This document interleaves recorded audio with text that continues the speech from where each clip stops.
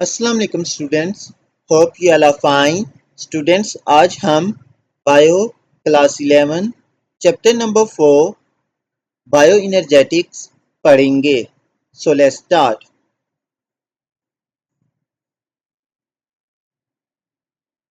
Living things cannot grow, reproduce, or exhibit any of the characteristics of life without a ready and continuous supply of energy. Students कह रहे हैं कि जो living things हैं वो grow नहीं कर सकती, रिप्रोड्यूस नहीं कर सकती और कोई भी जो लाइफ की करेक्टरिस्टिक्स है उसको एग्जिबिट नहीं कर सकती कि जब तक उनको कोई एक कॉन्टिन्यूस सप्लाई ऑफ एनर्जी ना मिले। ठीक है। All metabolic reactions involve energy transformations. कह रहा है कि हमारा जो लिविंग ऑर्गेनिजम्स के अंदर जितने भी मेटाबॉलिक रिएक्शंस हो रहे होते हैं उन सब में क्या हो रहा था, एनर्जी ट्रांसफॉर्मेशंस हो रही होती हैं। ठीक है, यानी एक एनर्जी एक फॉर्म से दूसरी फॉर्म में क्या हो रही थी, कन्वर्ट कर हो रही होती है। So the quantitative study of energy conveyance and energy relationships in biological system is called bioenergetics. Students तो कह रहा है कि जो ये जो एनर्जी कन्वर्जेंस जो हमारी बॉडी के अंदर हो रही है और जो एनर्जी का रिलेशनशिप है बायोलॉजिकल सिस्टम के अंदर, इसकी जो क्वांटिटेटिव स्टडी है या इसकी जो स्टडी है इसको हम क्या कहते हैं, बायोएनर्जेटिक्स। तो बायोएनर्जेटिक्स की बच्चों क्या डेफिनेशन हुई, study of energy conveyance and energy relationship in biological system is called bioenergetics. ठीक है। This chapter deals with the most fundamental bioenergetic processes, for example photosynthesis and respiration. बच्चों कह रहा है कि ये जो चैप्टर है ये डील करेगा जो सबसे ज़्यादा दो जो मोस्ट फंडामेंटल या बेसिक बायोएनर्जेटिक प्रोसेसेस हैं वो कौन कौन से हैं, वो फोटोसिंथेसिस हैं एंड रिस्पायरेशन है। You have already got an introduction about the major process of bioenergetics in 9th and 10th biology course. The detailed learning would foster the insight analysis and application of these processes in real life. कह रहे students आपने already ये जो major बायोजेटिक्स के processes हैं, photosynthesis and respiration, इनके बारे में पढ़ चुके हैं क्लास 9 और 10 में। यहाँ पे आप थोड़ा डिटेल्ड में पढ़ेंगे। This chapter also develops the basic concept of photorespiration, the process that reduces plants productivity. उसके अलावा कह रहा है कि इस चैप्टर में जो एक और कंसेप्ट है फोटो रिस्पायरेशन, हमने आगे फोटोसेंसिस और रिस्पायरेशन तो पढ़ा है, फोटो रिस्पायरेशन ही कह रहा है कि आप जो फोटो रिस्पायरेशन प्रोसेस है उसका भी आपका बेसिक कंसेप्ट क्या होगा, डेवलप होगा। The process which reduces plant productivity, और ये कह रहा है कि ये वो प्रोसेस है फोटो रिस्पायरेशन जो प्लांट की प्रोडक्टिविटी को क्या करता है, रिड्यूस यानी कम करता है। सो फर्स्ट ऑफ ऑल बच्चों जो हम बायोजेटिक प्रोसेस डिस्कस करेंगे वो है हमारे पास फोटोसिंथेसिस। ठीक है।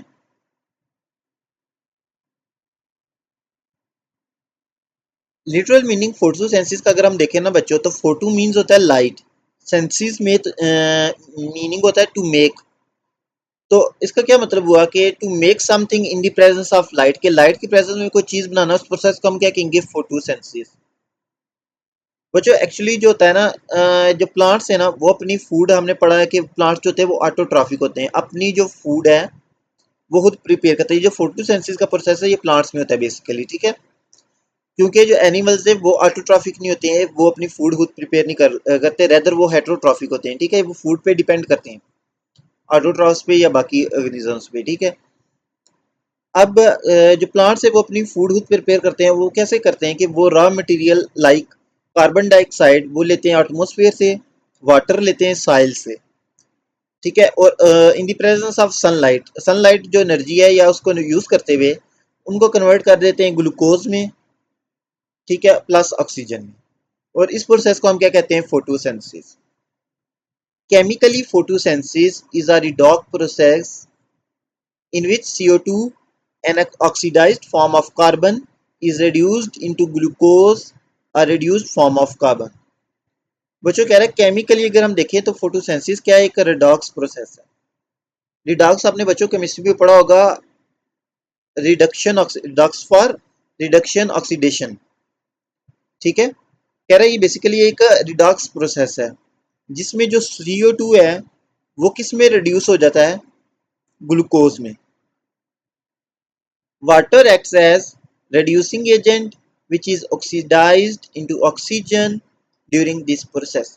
कह रहा है जो वाटर है वो रिड्यूसिंग एजेंट के तौर पे एक्ट करता है जो ऑक्सीडाइज हो जाता है ऑक्सीजन में ड्यूरिंग दिस प्रोसेस। ये देखिए बच्चों, जो कार्बन डाइऑक्साइड है वो रिड्यूस हुआ है ग्लूकोज में, जबकि वाटर ऑक्सीडाइज हुआ है ऑक्सीजन में। तो देखिए इसमें ऑक्सीडेशन भी हो रही है, रिडक्शन भी हो रही है, इसलिए इसको हम रिडॉक्स प्रोसेस भी कहते हैं। Bioenergetically, photosynthesis can be defined as an energy conversion process in which energy-poor molecules like CO2 and H2O are transformed into energy-rich molecules such as glucose। कह रहा बच्चों, अगर हम बायोएनर्जेटिकली डिफाइन करें फोटोसिंथेसिस को तो ये क्या है? बेसिकली ये एनर्जी कन्वर्जन प्रोसेस है जिसमें जो एनर्जी पुअर मॉलिक्यूल्स होते हैं ना, लाइक कार्बन डाइऑक्साइड और वाटर, वो कन्वर्ट हो जाते हैं एनर्जी रिच मॉलिक्यूल्स में like glucose. The extra energy is absorbed in the form of sunlight by the photosynthetic pigments. और कह रहे हैं जो एक्स्ट्रा एनर्जी होती है वो कौन अब्सॉर्ब करता है? वो हम जो फोटोसिंथेटिक पिगमेंट्स प्रेजेंट होते हैं प्लांट्स में वो अब्सॉर्ब करते हैं in the form of sunlight. The overall reaction of photosynthesis can be summarized as follow। कह रहा है कि जो ओवरऑल रिएक्शन है फोटोसिंथेसिस का वो क्या है, ये देखें कि 6CO2 का मतलब क्या है कि 6 मॉलिक्यूल कार्बन डाइऑक्साइड के plus 12H2O 12 molecule of water in the presence of light and chlorophyll जब कंबाइन होते हैं तो ये बना लेते हैं C6H12O6 glucose plus 6O2 6 molecules of oxygen plus 6 molecules of H2O और वाटर। ठीक है, तो इसमें अगर देखें उसने लिखा है कि CO2 रिड्यूस हो रहा है ग्लूकोज में और वाटर जो है वो ऑक्सीडाइज हो रहा है ऑक्सीजन में। This process involves the interaction of sunlight, pigments, water and carbon dioxide. अब ये देखिए जो ऊपर ये जो रिएक्शन दिया है उसमें बता रहा है कि जो CO2 है वो रिड्यूस हो रहा है ग्लूकोज में, वाटर जो है वो ऑक्सीडाइज हो रहा है ऑक्सीजन में। तो क्योंकि इसमें ऑक्सीडेशन और रिडक्शन दोनों हो रहे हैं इस प्रोसेस में, इसके लिए इसको हम रिडॉक्स प्रोसेस भी कहते हैं। कह रहा है ये जो प्रोसेस है इसमें क्या होता है, सनलाइट इन्वॉल्व होती है, पिगमेंट्स इन्वॉल्व होते हैं, वाटर और कार्बन डाइऑक्साइड इन्वॉल्व होते हैं। Next topic is role of light, कि लाइट का क्या रोल है इस प्रोसेस में। ठीक है, biological energy transformations obey the law of thermodynamics।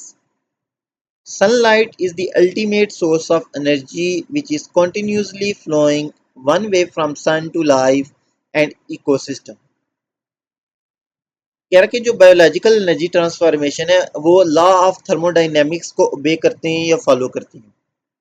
कह रहा है जो सनलाइट है ये अल्टीमेट या मेन सोर्स है किसका? एनर्जी का, विच इज कंटिन्यूस, जो कंटिन्यूसली फ्लो हो रही है, वन वे फ्लो हो रही है, यानी सन से किसकी लाइफ और इकोसिस्टम की तरफ फ्लो हो रही है।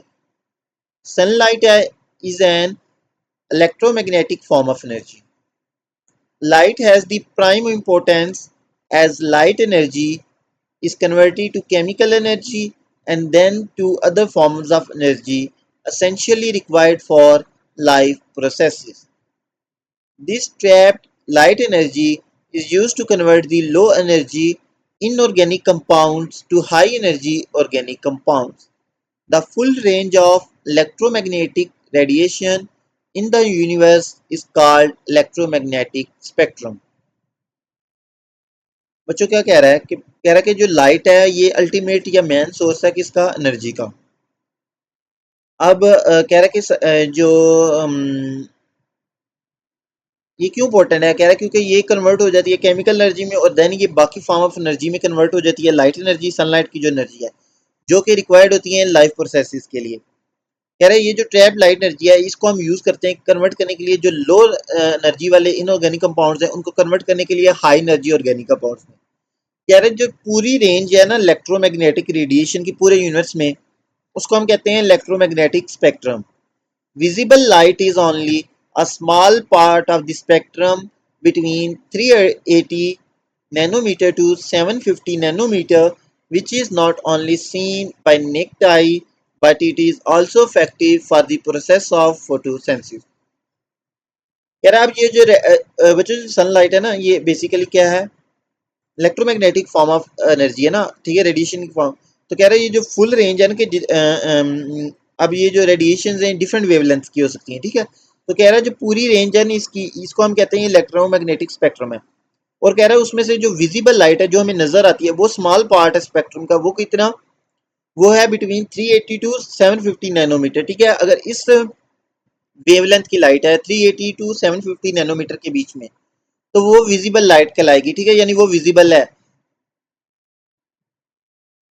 क्यों कह रहा है कि जो उसको हम विजिबल लाइट क्यों कह रहे हैं, क्योंकि हम उसे एक तो उसको नेक्ड आई से भी देख सकते हैं यानी नॉर्मल आई से, और उसके अलावा वो जो प्रोसेस ऑफ फोटोसिंथेसिस है उसमें भी वो क्या है, इफेक्टिव है यानी रोल प्ले करती है। ये आप देखें साइड पे आपको नजर आ रहा होगा फिगर 4.1 इलेक्ट्रोमैग्नेटिक स्पेक्ट्रम। इसमें अगर आप गौर करें, जो हमारे पास वेवलेंथ दी हुई है नैनोमीटर्स में, ठीक है। अच्छा, अब ये जो स्पेक्ट्रम है ये काफ़ी जो है इसकी रेंज वाला, ठीक है। उसमें से अगर आप देखें ये लेबल किया हुआ है 400 500 600 700 नैनोमीटर है ये यूनिट्स। यहाँ से देखें 380 से लेकर ना 400 से थोड़ा पीछे से लेकर ये देखिए अगर 750 तक, कह रहा है इस रेंज में जितनी भी लाइट होगी उसको हम विजिबल लाइट कहेंगे, ठीक है। ये ऊपर देख सकते हैं आप, इसको उसने क्या किया, विजिबल लाइट, ठीक है।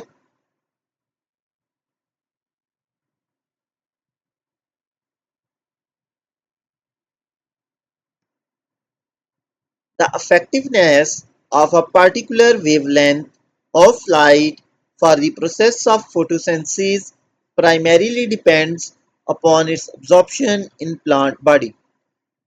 कह रहा है कि जो इफेक्टिवनेस होती है यानी कितनी इफेक्टिव है कोई लाइट फोटोसिंथेसिस में, ठीक है। कह रहा है कि किसी खास वेवलेंथ की लाइट कितनी इफेक्टिव है फोटोसिंथेसिस में, वो किस चीज पे डिपेंड करेगी, upon its absorption in plant body, कि वो कितना अब्जॉर्ब हो रही है प्लांट बॉडी में।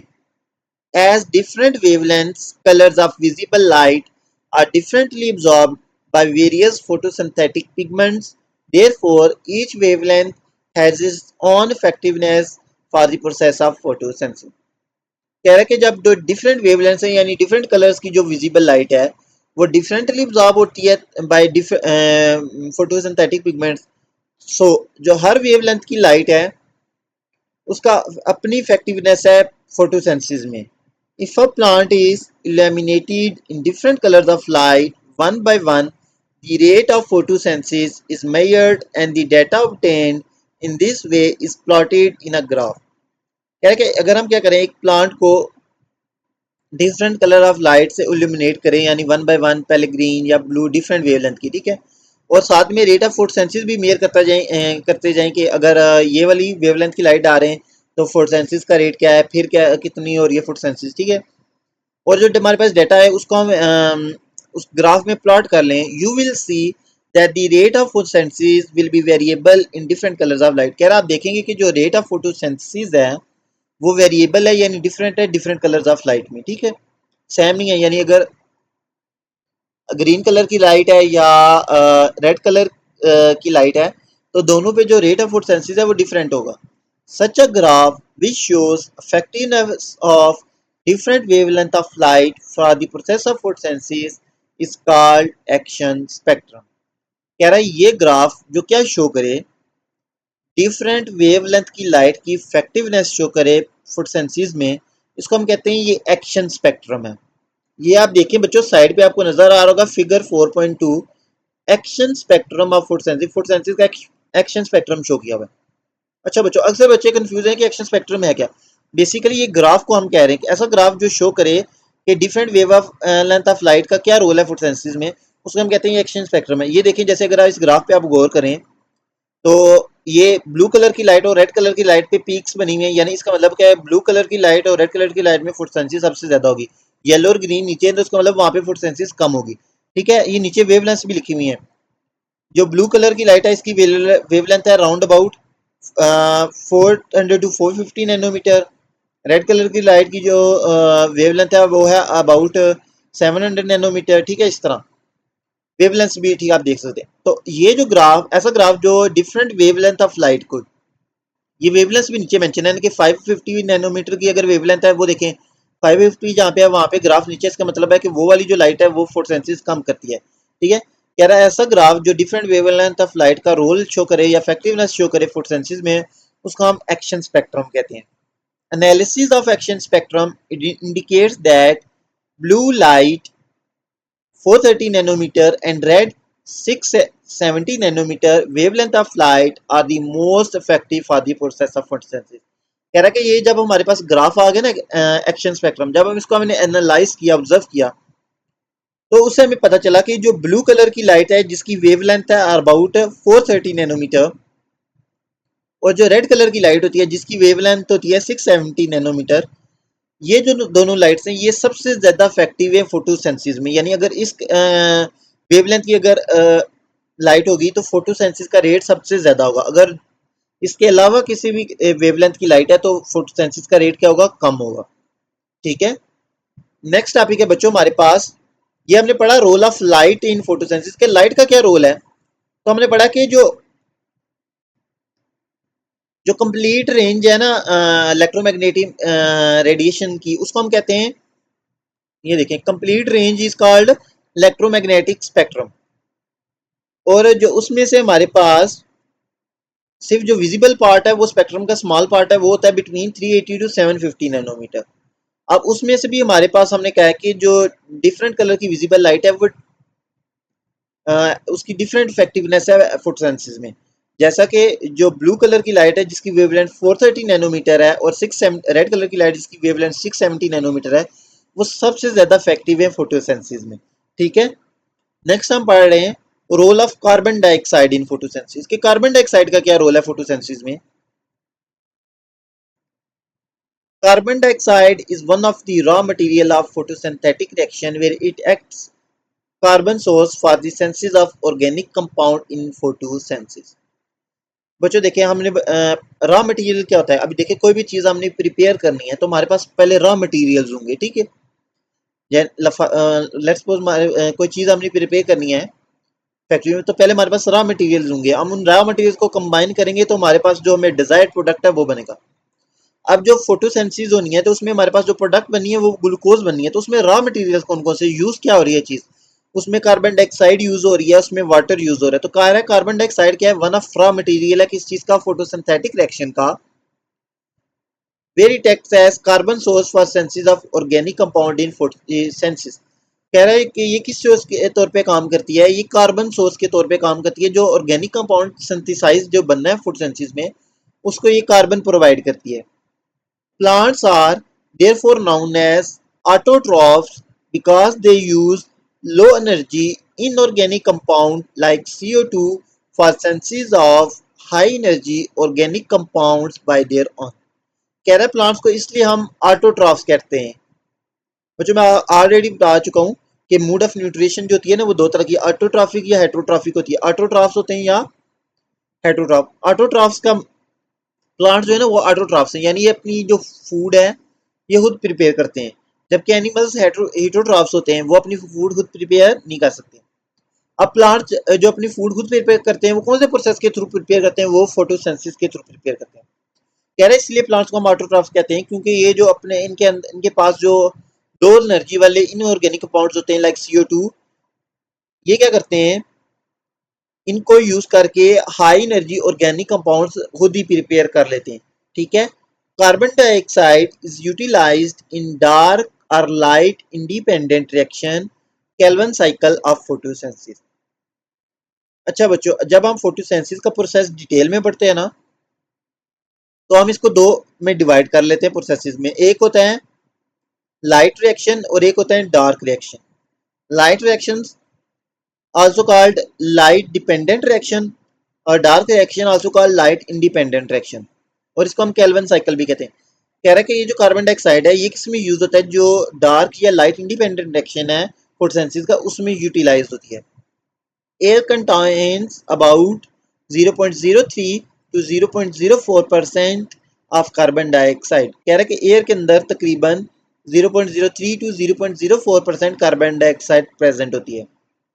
Land plants use this atmospheric carbon dioxide for photosynthesis. कह रहा है कि जो लैंड प्लांट्स है यानी जो जमीन पे पाए जाने वाले पौधे हैं वो क्या करते हैं, ये जो एटमोस्फेरिक कार्बन डाइऑक्साइड है, एटमोस्फेरिक का मतलब जो हमारे एटमोस्फेयर में प्रेजेंट है, ठीक है, इसको यूज करते हैं फोटोसिंथेसिस के लिए। Increase in CO2 concentration in the environment increase the rate of photosynthetic process, but when CO2 concentration rises above 1%, the rate of photosynthesis rapidly slow down due to stomatal closing. कह रहा है कि CO2 concentration जब environment में ज़्यादा होती है तो रेट ऑफ फोटोसिंथेसिस भी क्या हो जाता है, इंक्रीज हो जाता है। लेकिन जब CO2 की कंसंट्रेशन 1% से ज़्यादा हो जाती है एटमोसफेयर में, तो जो फोटोसिंथेसिस है वो स्लो डाउन होना शुरू हो जाती है, क्योंकि स्टोमेटा जो है वो क्लोज होना स्टार्ट हो जाते हैं। Dissolved carbon dioxide, bicarbonate and carbonates are present in water, which are used by aquatic photosynthetic organisms as carbon source.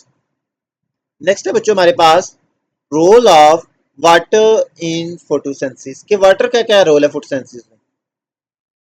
अभी तक हमने पढ़ा है रोल ऑफ लाइट कि लाइट का क्या रोल है फोटोसिंथेसिस में, रोल ऑफ कार्बन डाइऑक्साइड का क्या रोल है फोटोसिंथेसिस में। अब हम रोल ऑफ वाटर पढ़ेंगे।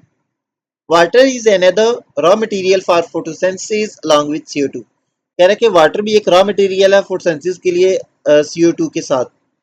Water acts as hydrogen and electron donor in photosynthesis.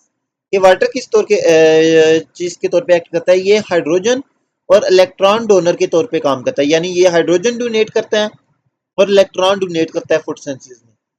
During light dependent phase of photosynthesis water molecule is broken down into two hydrogen, two electron and one oxygen atom. So this reaction is called photolysis of water.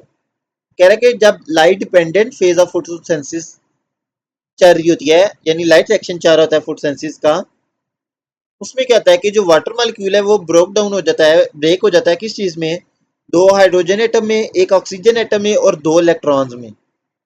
इसलिए इस reaction को हम कहते हैं photolysis. Photo means light and lysis mean break down. क्योंकि light की presence में water की ब्रेक डाउन हुई है, इसलिए इसको हम कहते हैं फोटोलाइसिस ऑफ वाटर की। वाटर की क्या हुई है, break down in presence of light. Electrons released by water molecule are used to compensate the photoexcited electrons lost by chlorophyll A molecule present in the reaction center of photosystem 2 P680।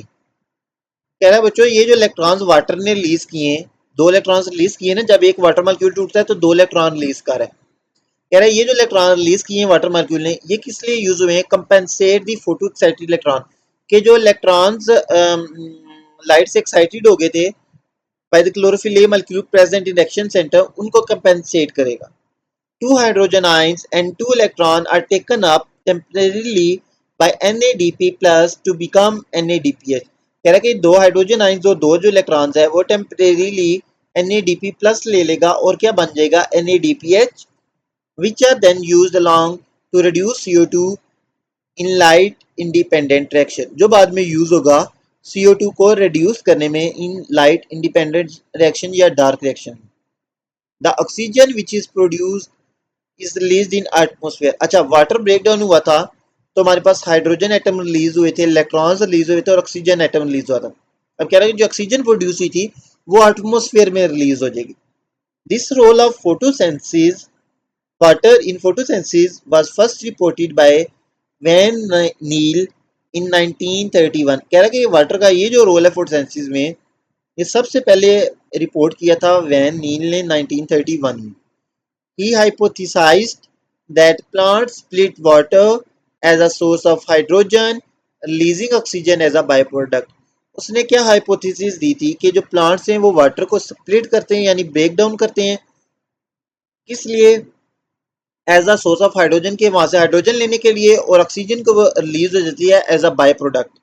This observation was based on investigations of photosynthesis in bacteria that make carbohydrates from carbon dioxide but do not release oxygen।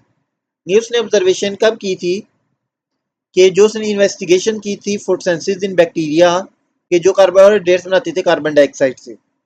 Neil's hypothesis was confirmed in 1940 when for the first time OA18 in biological research was used. In first experiment, water was made of O18. The water tagged O18 was added to an aqueous suspension. The oxygen evolved during photosynthesis was found to be radioactive. It was separated and identified in another experiment. Carbon dioxide with tagged O18 was added. The oxygen involved contained none of the isotopes. Thus, the source of evolved oxygen was proved to be water. In the following summary, red denotes labeled atoms of oxygen 18. कह रहा है कि ये जो Niels ने hypothesis दी थी 1931 में कि जो होता है प्लांट्स क्या करते हैं वाटर को स्प्लिट करते हैं हाइड्रोजन लेने के लिए और साथ में ऑक्सीजन रिलीज हो जाती है एज बाय प्रोडक्ट। ये कंफर्म हुई थी 1940 में, ठीक है। कि जब फर्स्ट टाइम ऑक्सीजन, अच्छा नॉर्मली जो ऑक्सीजन होता है ना वो O16 होता है, ठीक है। लेकिन फर्स्ट टाइम क्या गया O18 जब यूज हुआ, O18 बच्चों ये बेसिकली आइसोटोप है किसका, ऑक्सीजन का।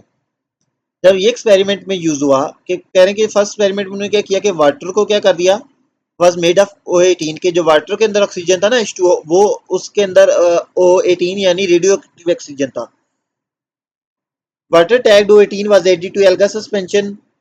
फिर उस ये जो वाटर था जिसमें O18 से टैग किया हुआ था या ऐड किया था, इसको जब एल्गा सस्पेंशन में ऐड किया, फिर जो ऑक्सीजन इवॉल्व हुई जो प्रोड्यूस हुई फोटोसिंथेसिस में, उसको जब देखा गया तो वो रेडियो एक्टिव थी, यानी उसमें से रेडिएशन इमिट हो रही थी, यानी उसमें जो ऑक्सीजन थी वो वाटर की ऑक्सीजन थी। फिर उसके बाद एक और एक्सपेरिमेंट किया गया जिसमें कार्बन डाइऑक्साइड को O18 से क्या किया गया, टैग किया गया, और उसके बाद जो ऑक्सीजन इवॉल्व हुई फोटोसिंथेसिस के बाद उसमें देखा गया कि उसमें वो आइसोटोप्स नहीं है। तो इससे कंफर्म हुआ कि जो ऑक्सीजन जो इवॉल्व होती है उसका सोर्स क्या है, वाटर है। या आप नीचे रिएक्शन देखिए, इससे आपको कंफर्म होगा। पहले रिएक्शन में क्या किया कि हाँ फोटोसिंथेसिस के रिएक्शन में क्या था कि CO2 और वाटर मिलते हैं ना, तो ग्लूकोज और ऑक्सीजन और वाटर बनता है। जब उन्होंने क्या किया, पहले वाटर को O18 से लेबल किया, ये रेड कलर ना O18 को रिप्रेजेंट कर रहा है। तो जो ऑक्सीजन प्रोड्यूस हुई ना वो क्या थी, वो रेडियो एक्टिव ऑक्सीजन थी, ठीक है, यानी रेडिएशन एमिट कर रही थी। बाद में क्या किया उन्होंने, जो कार्बन डाइऑक्साइड का ऑक्सीजन था उसको रेडियो एक्टिव कर दिया, वाटर का नॉर्मल रखा। फिर जो ऑक्सीजन प्रोड्यूस हुई वो क्या थी, वो नॉर्मल थी, उसमें वो उसके अंदर आइसोटोप या रेडियो एक्टिव ऑक्सीजन नहीं थी। ये था बच्चों role of water in photosynthesis के वाटर का क्या रोल है फोटोसिंथेसिस में, ठीक है। जो वाटर है ये एज एक्ट करता है as electron donor, as hydrogen donor, ठीक है। कि ये हाइड्रोजन डोनेट करता है और इलेक्ट्रॉन डोनेट करता है फोटोसिंथेसिस में, और ऑक्सीजन प्रोड्यूस होती है एज बाय प्रोडक्ट। नेक्स्ट है बच्चों हमारे पास photosynthetic pigments and their major types. अच्छा बच्चों, जब हमने फोटोसिंथेसिस का रिएक्शन पढ़ा था तो हमने पढ़ा था कि बेसिकली क्या होता है फोटोसिंथेसिस में, दो रॉ मटेरियल हमारे पास, कार्बन डाइऑक्साइड और वाटर, और साथ में लाइट और क्लोरोफिल, ठीक है। क्लोरोफिल पिगमेंट्स हैं जो ये चारों क्या, जब नहीं, कार्बन डाइऑक्साइड और वाटर जब सनलाइट और क्लोरोफिल की प्रेजेंस में रिएक्ट करते हैं तो क्या बनाते हैं, ग्लूकोज बनाते हैं, ठीक है। ये देखें, carbon dioxide plus water in the presence of light and chlorophyll, जब ये रिएक्ट करते हैं तो ग्लूकोज बनाते हैं प्लस ऑक्सीजन रिलीज करते हैं, ठीक है। तो अब हमने पढ़ना, हमने इसमें कार्बन डाइऑक्साइड का रोल पढ़ लिया, वाटर का भी रोल पढ़ लिया, लाइट का भी रोल पढ़ लिया। अब जो लास्ट चीज हमारे पास बचती है वो है फोटोसिंथेटिक पिगमेंट्स और उनकी टाइप्स, के फोटोसिंथेटिक पिगमेंट्स क्या है और उनकी टाइप्स कौन कौन सी हैं, ठीक है। photosynthetic organisms have different types of pigments for absorption of light। अच्छा बच्चों, पिगमेंट्स बेसिकली करते क्या है, कह रहे हैं कि जो फोटोसिंथेटिक ऑर्गेनिजम्स है ना, कि जो फोटोसिंथेसिस परफॉर्म करते हैं, उनके पास डिफरेंट टाइप ऑफ पिगमेंट्स होते हैं। किस लिए होते हैं, for the absorption of light, के जो पिगमेंट्स होते हैं ना ये लाइट को ऑब्जॉर्ब करते हैं। आपने कहना कि सनलाइट को यूज करना है फोटोसिंथेसिस में, तो उनको ऑब्जॉर्ब, सनलाइट को ऑब्जॉर्ब कौन करेगा, वो करेंगे पिगमेंट्स ऑब्जॉर्ब करेंगे। Pigment is any substance that absorbs light energy for the use in the food synthesizing process। कह रहा है पिगमेंट क्या है, कोई भी सब्सटेंस है जो क्या करे कि लाइट एनर्जी को ऑब्जॉर्ब करे ताकि वो यूज कर सके हम फूड सिंथेसाइजिंग प्रोसेस में। Algae and photosynthetic bacteria have chemically different type of pigments than plants. कह रहा है कि जो एल्गी और फोटोसिंथेटिक बैक्टीरिया, ऐसे बैक्टीरिया जो फोटोसिंथेसिस परफॉर्म करते हैं, उनके अंदर जो कह रहे हैं पिगमेंट्स हैं वो डिफरेंट होते हैं as compare to plants. Pigments of bacteria are present in their cytoplasm, whereas photosynthetic pigments of plants are embedded in thalakite membrane grana lamellae within their chloroplast। कह रहा है जो बैक्टीरिया हैं उनके पिगमेंट्स प्रेजेंट होते हैं साइटोप्लाज्म में, जबकि जो प्लांट्स के पिगमेंट हैं वो इम्बेड हुए हुए होते हैं क्लोरोप्लास्ट की थैलाकाइड मेम्ब्रेन में। ठीक है। Higher plants have two major group of pigments, for example chlorophyll and carotenoids. कह रहे हैं जो हायर प्लांट्स हैं उनके अंदर दो major group of pigments present हैं। कौन कौन से?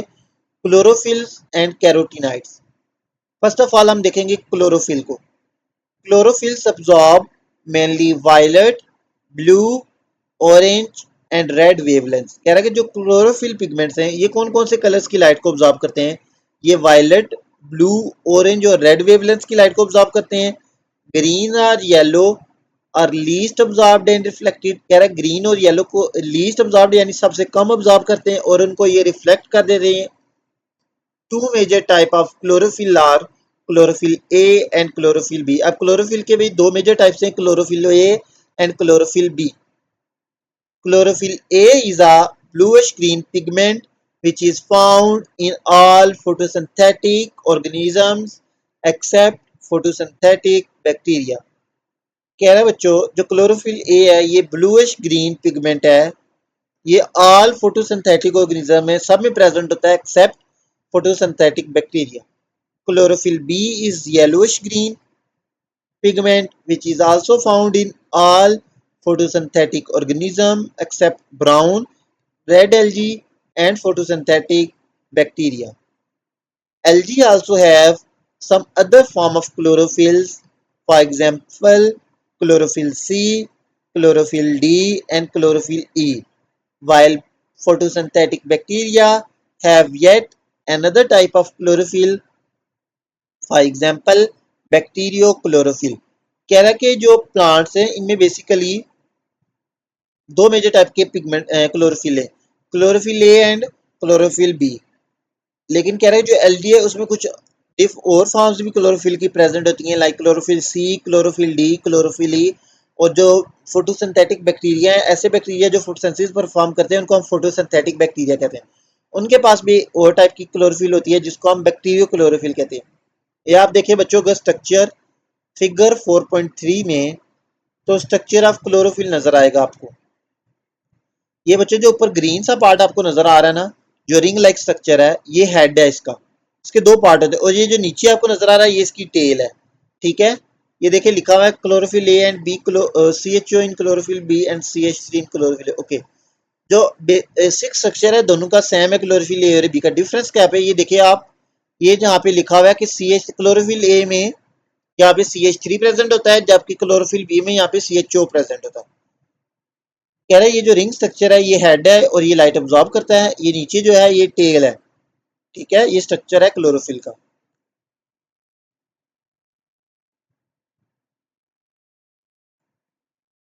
Molecular formula of chlorophyll A and chlorophyll B is. अच्छा बच्चों नीचे है ना क्लोरोफिल ए और क्लोरोफिल बी का मॉलिक्यूलर फार्मूला दिया हुआ है। क्लोरोफिल ए का क्या है? C55। सी का क्या मतलब है? कार्बन। इसके अंदर कार्बन के कितने एटम्स है? 55। Hydrogen 72, oxygen 5, nitrogen 4, magnesium 1।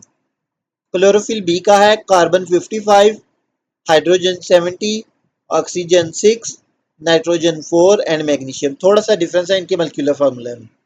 A molecule of chlorophyll consist of head and two tails. अच्छा बच्चों अब ये ना क्लोरो, इसके ऊपर हेडिंग लिख लें, ये क्या है? Structure of chlorophyll. ये क्लोरोफिल का स्ट्रक्चर बता रहा है। कह रहा है कि जो एक मॉलिक्यूल होता है क्लोरोफिल का, उसके पास क्या होता है? Consist of a head and two tails. कि उसके पास एक हेड होता है और दो टेल्स होती हैं। The head is composed of a porphyrin ring with magnesium in centre. कह रहा है कि हेड के पास एक पोरफायरन रिंग होती है जिसके सेंटर में मैग्नीशियम प्रेजेंट होता है। The porphyrin ring further consists of four pyrrole rings. Each pyrrole ring contains four carbon and one nitrogen atom. कह रहा है ये जो पोरफायरन रिंग है इसके पास फर्दर चार पायरोल रिंग्स होती हैं और हर पायरोल रिंग के पास चार कार्बन और एक नाइट्रोजन एटम होता है. The nitrogen atoms of pyrrole rings interact with central magnesium atom. और चारों पायरोल रिंग्स का जो नाइट्रोजन है ये किसके साथ इंटरेक्ट कर होता है, ये जो सेंटर में मैग्नीशियम है उसके साथ इंटरेक्ट कर होता है. ये ऊपर मैं आपको स्ट्रक्चर से भी बताता हूँ, अभी देखिए. The pyrrole ring also contain different groups around them. कह रहा है पायरोल रिंग के पास डिफरेंट ग्रुप्स भी होते हैं. The only difference between chlorophyll A and chlorophyll B is that chlorophyll A has a methyl group CH3 on second pyrrole ring, whereas chlorophyll B has aldehyde group CHO at this point. कह रहा है बच्चों कि जो chlorophyll A और chlorophyll B में जो एक ही डिफरेंस है वो क्या है कि जो सेकंड पायरोल रिंग है ना, चार पायरोल रिंग होती है ना एक क्लोरोफिल मॉलिक्यूल के पास. कह रहा है कि जो सेकंड पायरोल रिंग है उसके पास क्लोरोफिल ए में क्या होता है, मिथाइल ग्रुप यानी CH3 प्रेजेंट होता है, जबकि क्लोरोफिल बी में एल्डिहाइड ग्रुप CHO प्रेजेंट होता है.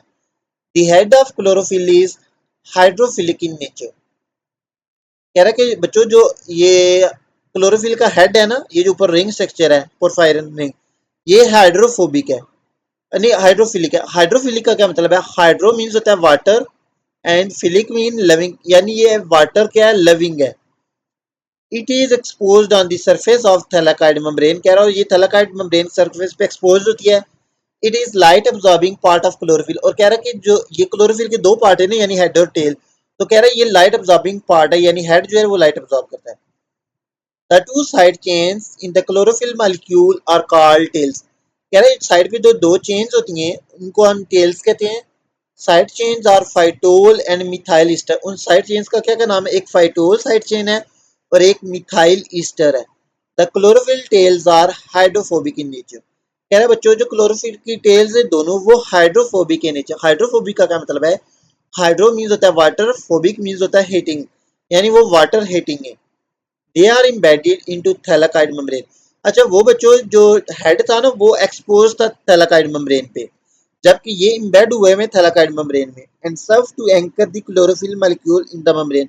और ये क्या करती हैं, ये क्लोरोफिल मॉलिक्यूल को एंकर यानी फिक्स करती हैं मेम्ब्रेन में, अमाउंट या होल्ड करके रखती हैं. Amount of chlorophyll in leaves of plants is maintained for more and continuous photosynthesis, so plants continuously synthesize it. कह रहा है कि क्लोरोफिल की जो अमाउंट होती है वो लीव्स में वो कंटिन्यूअसली मेंटेन की जाती है ताकि कंटिन्यूअसली क्या कर सके, फोटोसिंथेसिस हो सके और प्लांट्स फूड को क्या करें, सिंथेसाइज कर सकें. The synthesis of chlorophyll in plants require sunlight, nitrogen, magnesium ion and warm temperature. कह रहा है कि क्लोरोफिल की सिंथेसिस के लिए प्लांट्स को क्या क्या रिक्वायर होता है, सनलाइट, नाइट्रोजन, मैग्नीशियम आयन और warm temperature. Therefore, leaves of the plants synthesize more chlorophyll in summer. कह रहा है इसलिए जो प्लांट्स के लीव होते हैं वो ज्यादा क्लोरोफिल कब सिंथेसाइज करते हैं, समर्स में. Deficiency of chlorophyll in leaves is called chlorosis. कह रहा है कि अगर क्लोरोफिल की डेफिशिएंसी हो जाए लीव्स में यानी कमी हो जाए, उसको हम क्या कहेंगे, क्या हो गया, क्लोरोसिस हो गया. ठीक है, ये बच्चों अगर आप ऊपर जाके ना इसका ये स्ट्रक्चर देखें,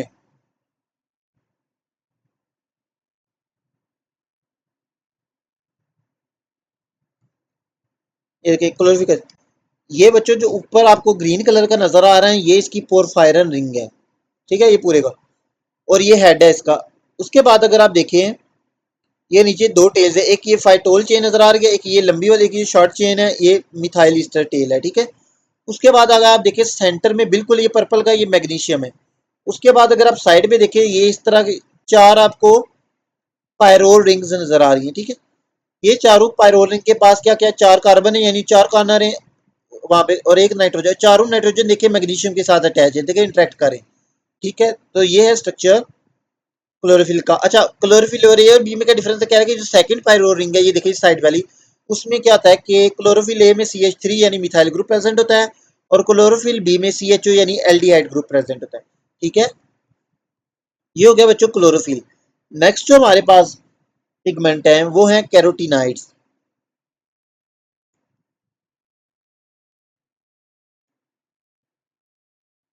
Carotenoids are terpenoid lipids which are yellow, orange, red or brown pigments। कह रहा बच्चों ये कैरोटीनाइड्स हैं, ये बेसिकली टर्पिनाइड लिपिड्स हैं और ये येलो, ऑरेंज, रेड और ब्राउन पिगमेंट्स हैं। They absorb light strongly in a blue violet range. They are seen in leaves before leaf fall, present in some flowers and fruits. कह रहा कि ये क्या करते हैं, ये लीव्स में नजर आते हैं बिफोर लीफ फॉल के, जब लीफ गिरने वाला होता है, और ये प्रेजेंट होते हैं कुछ फ्लावर्स और फ्रूट्स में। The carotenoids act as accessory pigment along with chlorophyll B as they absorb light energy and then transfer it to the chlorophyll A. कह रहा है कि ये एक्सेसरी पिगमेंट के तौर पे कल करते हैं। एक्सेसरी मींस हेल्पर, ठीक है। ये कह रहा है कि क्यों, क्योंकि ये क्लोरोफिल बी के साथ लाइट एनर्जी को ऑब्जॉर्ब करते हैं और फिर उसको ट्रांसफर कर देते हैं क्लोरोफिल ए को। Therefore, they protect the chlorophyll A from excess of light. They also attract insects, birds and other animals for pollination and dispersal. इसके अलावा ये पोलिनेशन में भी रोल प्ले करते हैं, क्योंकि ये क्या करते हैं, ये इंसेक्ट्स को, बर्ड्स को, एनिमल्स को अट्रैक्ट करने में भी हेल्प करते हैं। There are two types of carotenoid. Carotenoids की भी दो टाइप्स हैं, carotenes and xanthophylls. The carotenes are orange red pigments. जो कैरोटीन्स है वो ऑरेंज रेड पिगमेंट्स हैं, composed of isoprenoid units and are found in all photosynthetic eukaryotes. The most wide spread and important carotene is, कह रहा है कि जो सबसे इम्पोर्टेंट या वाइड स्प्रेड पाया जाने वाला कैरोटीन है वो है beta carotene. Xanthophylls are yellow in color and composed of isoprenoid units. Lutein is widely distributed xanthophil और सबसे कॉमन पाया जाने वाला जो xanthophil है वो है lutein, which is responsible for yellow color of foliage in autumn। जो किसके लिए रिस्पॉन्सिबल होता है कि जो ऑटम में येलो कलर आ जाता है लीव्स का, फोलिएज, उसके लिए रिस्पॉन्सिबल होता है। वो येलो कलर किस वजह से होता है, xanthophylls या lutein की वजह से। नेक्स्ट हमारे पास रोल ऑफ फोटोसिंथेटिक पिगमेंट्स। ये जो हमने पिगमेंट्स पढ़े हैं इनकी टाइप्स पढ़ी हैं, क्लोरोफिल एंड कैरोटीनाइड्स। क्लोरोफिल में हमने पढ़ा chlorophyll A and chlorophyll B. Carotenoids में हमने पढ़ा कैरोटीन्स एंड ज़ैंथोफिल्स। अब ये जो पिगमेंट्स हैं इनका क्या रोल है। As mentioned earlier, light energy is utilized by green plant cells during photosynthesis, but this energy can only be used when it is absorbed.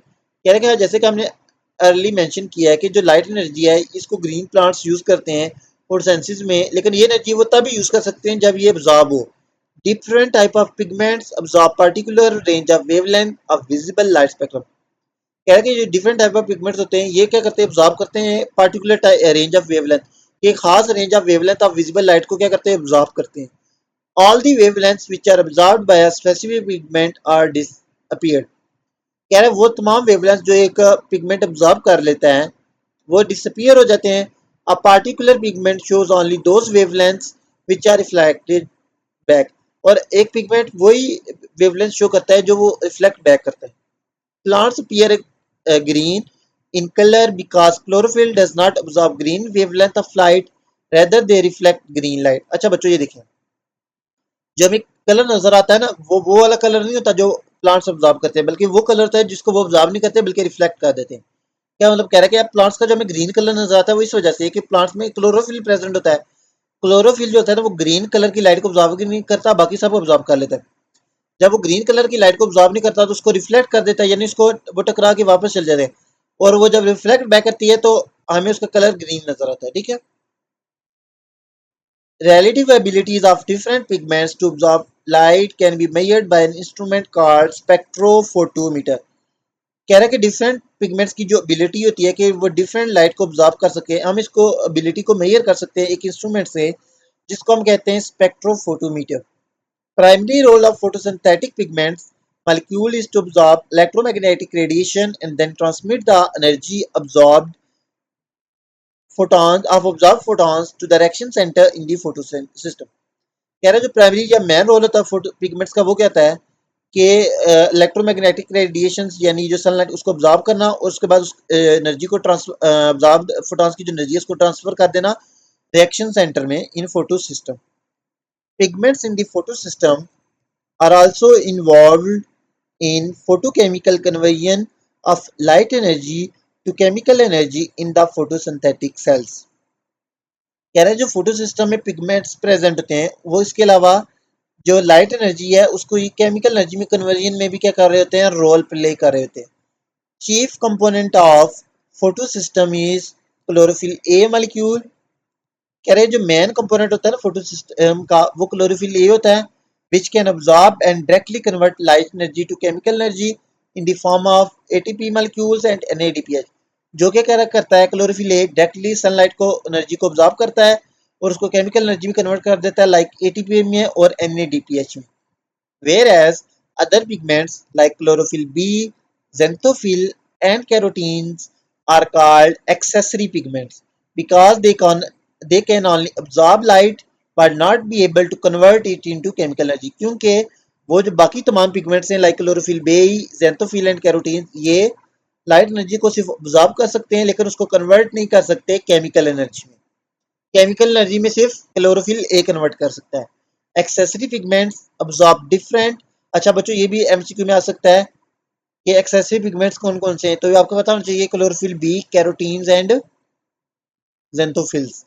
Accessory pigments absorb different wavelengths of light spectrum other than chlorophyll A and then transfer their absorbed light energy to chlorophyll A for conversion to chemical energy। कह रहा है बच्चों जो excessive pigments होंगे ये क्या करेंगे, different light of energy को ऑब्जॉर्ब करेंगे, उसके बाद क्या करेंगे इसको ट्रांसफर यानी सेंड कर देंगे क्लोरोफिल ए के पास ताकि वो इसको कन्वर्ट कर दे केमिकल एनर्जी में। Thus they assist the chlorophyll A in reaction center to produce more chemical energy than it absorbs itself। Some carotenoids protect chlorophyll molecule from intense light as they absorb and disperse excessive light energy instead of transferring to chlorophyll A। उसके अलावा जब access light होती है तो इससे ये protect भी करते हैं क्लोरोफिल ए को। नेक्स्ट है बच्चों हमारे पास अब्जॉर्प्शन स्पेक्ट्रम। बच्चों ये हमने ऑलरेडी पढ़ा है ऊपर, अब्जॉर्प्शन स्पेक्ट्रम क्या है हम थोड़ी डिटेल से पढ़ेंगे कि जो graph which is showing the effectiveness of different wavelengths of light in photosynthesis is called absorption spectrum।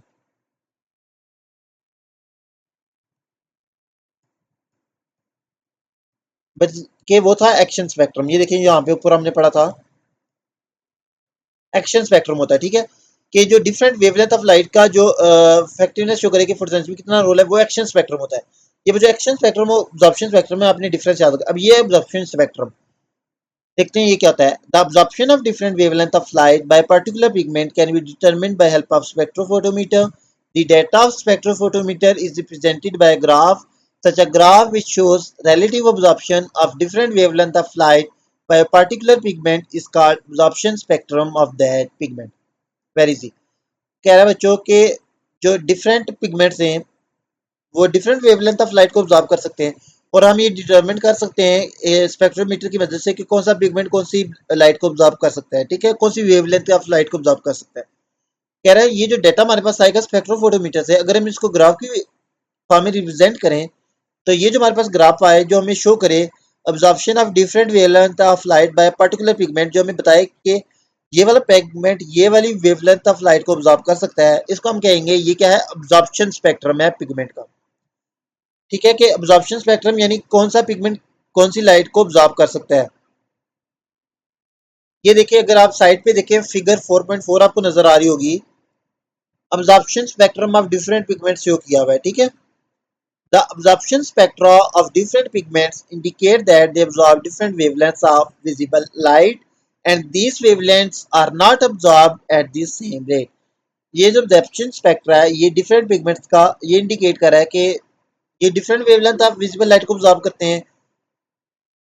The main photoreceptors are chlorophyll A and B and both show more absorption in violet blue 400 to 470 nanometer and orange red 630 to 660 nanometer regions of visible spectrum।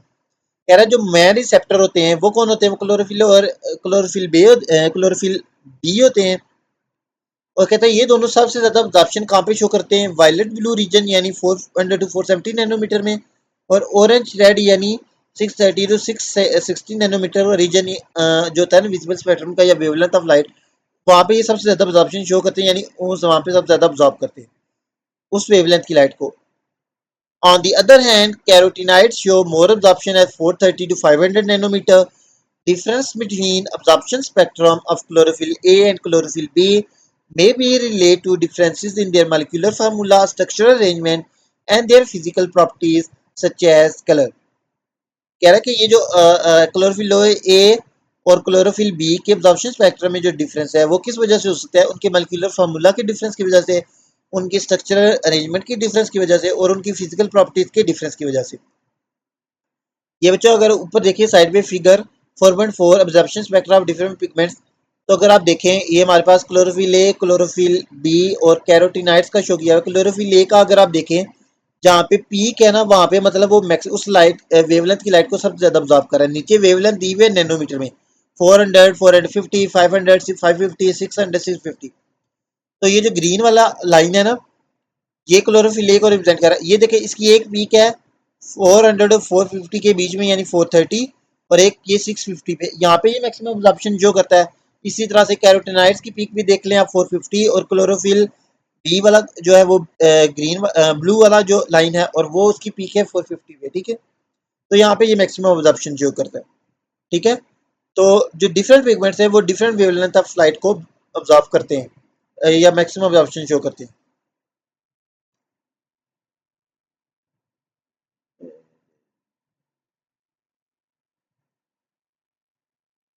Next है बच्चों हमारे पास,